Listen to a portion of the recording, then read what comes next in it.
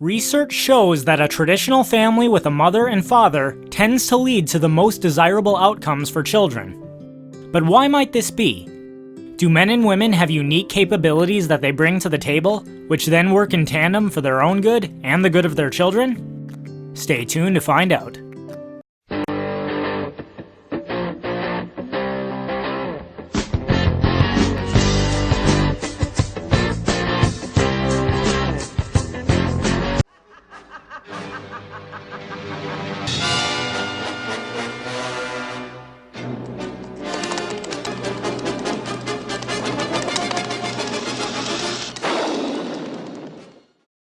Remember all those once-upon-a-time stories your parents used to read you before bedtime? They all had slightly different characters, slightly different plot lines, but one way or another they all followed a particular formula. A beautiful maiden tormented by a wicked and powerful creature, a morally upright young man, strong and determined in his resolve, an ensuing battle of strength, skill, or maybe even brains between the man and the creature, in which the man struggles but ultimately succeeds. Then in the end, a triumphant celebration where the grateful maiden weds her rescuer. They live happily ever after, having lots of children, a beautiful home, all that good stuff. Gee, gotta love the classics. Of course, today, anytime a book, film, or video game even remotely attempts to follow such a plotline, the angry blue-haired feminists come out of the woodwork to remind us that these stories are simply adaptations of outdated gender stereotypes, and we shouldn't allow such an ancient way of thinking to blind us to just how oppressive these have been to women, and to society at large. Women are every bit as capable of saving themselves from danger as men are, and men can take as much pride in child-rearing and housework as the wives of old did. Or so we're told. But is the fact that these gender roles are so hardwired into the cultures of our ancestors evidence that tyrannical men of ages past wanted to subjugate strong, independent women? Or is it evidence that our ancestors knew that traditional gender roles actually work and lead to a better outcome for everyone when they are embraced? Before I continue, I have to make the disclaimer that I fully understand that not every person is the same, and there are undoubtedly exceptions to the rules that I'm about to discuss. I also don't think that anyone should be forcibly coerced into a relationship or a lifestyle against their will. I simply want to ask whether or not there's any good reason to believe that men and women are better off when they embrace traditional gender roles, both in their marriages and in their approach to raising children. It doesn't take much observation to notice that men, as a general rule, are physically larger and stronger than women. There are always exceptions, but even the strongest woman on record could never dream of competing with the strongest man on record in a contest of physical prowess. Men also tend to be more prone to logic-based thinking, devoid of emotion, and focused on a single task at a time. In fact, this isn't just a common-sense observation. Studies have noted the differences in male and female brain structure and the distinct differences that result in patterns of thought. On the other hand, while women may lack the physical strength and problem-solving oriented thinking of men, they far surpass men in areas such as compassion, empathy, nurturing of others, multitasking, and appreciation for beauty. Let's face it, men aren't always the best option to turn to if you need emotional support or physical care.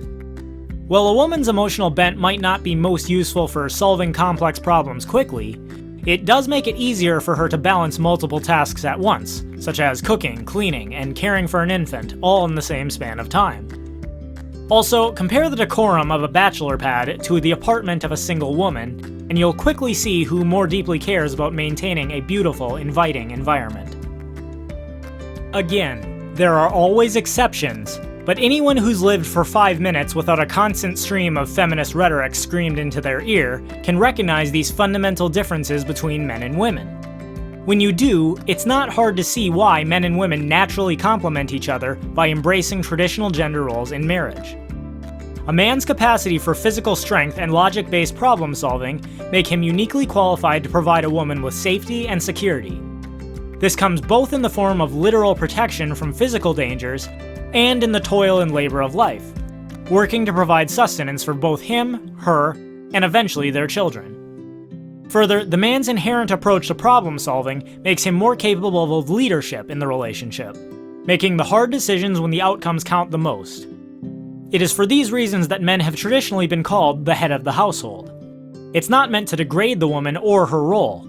It's simply a recognition of the fact that men are designed to lead, and indeed thrive when they lead. However, while a man may rescue his woman from danger and starvation, a woman has much to offer him in return. Amidst the hard work that men take part in to provide, a woman is uniquely capable of providing him with emotional support in the process, something his friends and coworkers can't hope to do. While some may deny it, every man inherently knows that coming home to an empty bachelor pad, or even a casual girlfriend, isn't nearly as satisfying as coming home to a caring wife who is truly devoted to you and to your home. Further, a woman's appreciation and eye for beauty lead her to find joy in maintaining a pleasing appearance, both for herself and for her home. Both make home life much more pleasurable for a man, especially after a long day of work. When children finally come along, a mother's caring and nurturing instincts will be absolutely crucial to the child's development, especially in the early years.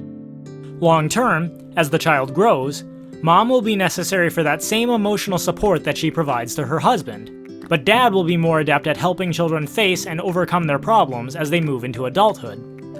Finally, someday later, when the children are grown and the husband and wife are deteriorating in health, the children return and do for their parents what their parents once did for them, caring for them and meeting their needs until death finally comes. These are only a few examples of how men and women complement each other, but once considered, it's not hard to see why traditional gender roles have been as widely embraced as they have historically. Women need men for safety and security. Men need women for emotional and physical care. Both men and women need each other for procreation, and children need mothers and fathers to prepare them to be productive adults.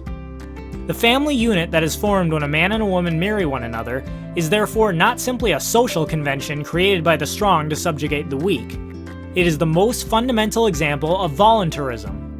People coming together and making voluntary exchanges in which all parties are better off, each one contributing something that the other does not, and reaping the rewards of the other's contributions. Once extrapolated to a larger society of multiple families living in close proximity, the family serves as the institution that satisfies all those needs that many people today seem to think government is supposed to satisfy. As author Alan Carson writes, "In every human community, there are infants and children, people who are very old, individuals who have severe handicaps, and others who are seriously ill. These people cannot take care of themselves. Without help from others, they will die. Every society must have a way of giving care to these dependents. Under the domain of liberty, the natural institution of the family, supplemented and supported by local communities and voluntary organizations, provides the protection and care when these dependent people need. Indeed, it is the autonomous family, and only in the family, where the pure socialist principle actually works, from each according to his ability to each according to his needs." What then are the consequences if traditional gender roles aren't embraced?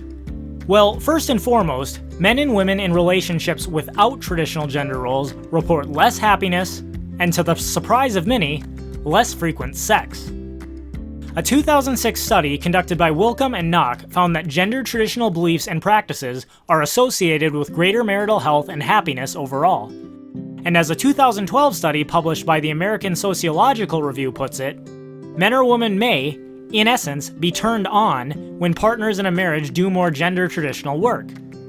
Just think about that. Despite our culture's obsession with sex and constant assertion that traditional gender roles are oppressive, those that embrace traditional gender roles are actually having more sex than those that aren't. But it's not just inside the home. Women who fill traditionally male gender roles in the workplace, or as family breadwinners, are far more likely to be depressed than male counterparts in equivalent roles.